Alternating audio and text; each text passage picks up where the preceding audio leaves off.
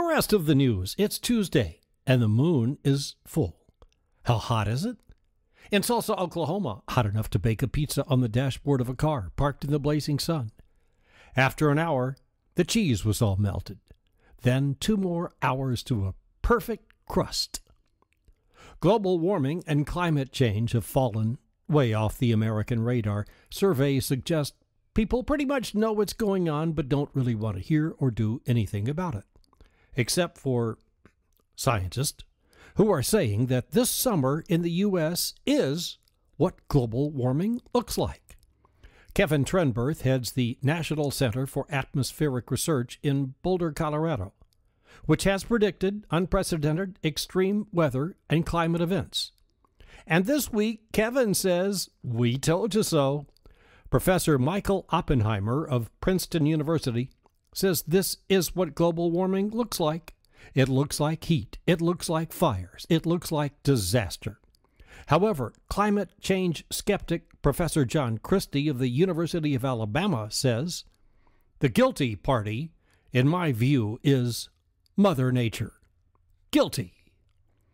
Well, it's not too hot in Anchorage. Forecast today 63 and sunny, tomorrow 55 with rain. Hawaii is a popular vacation spot for people who live in Alaska, and that includes Dan Sullivan, the mayor of Anchorage. He won re-election in April and then booked his Honolulu vacation and didn't want to return for the July 1st oath of office. So he phoned it in by Skype or Google video chat while he was wearing a Hawaiian shirt, and then he finished up with a hearty aloha. This surely must be his last term. Results of a new study in England say that fake laughter fools no one.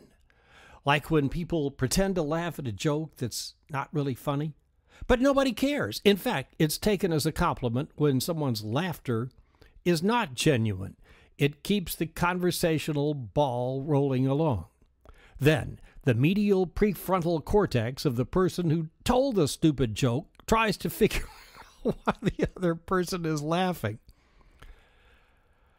Then the medial prefrontal cortex of the person who told the stupid joke tries to figure out why the other person... A lot of these stories are posted together in one convenient spot on the Rest of the News Facebook page. Something else Americans are sick and tired of hearing about is the health care debate, and a majority now says just get on with it. A story in this morning's LA Observed says 41% of Americans are not even aware of the Supreme Court decision.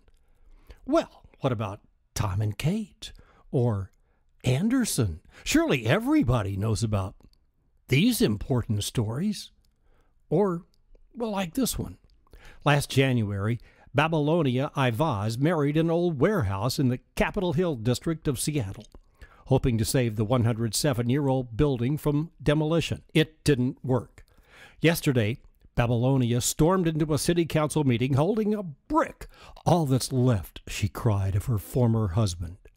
But not to be outdone, Babylonia continues her campaign against gentrification of the inner city. She's engaged, this time not just to a building, but to an entire neighborhood, Yesler Terrace. She announced her engagement to the Seattle City Council yesterday and hopes they'll vote to rezone her beloved. The rest of the news wishes all the very best to Ms. Babylonia Ivaz and Mr. Yesler Terrace. See ya tomorrow. This is Dan Earhart.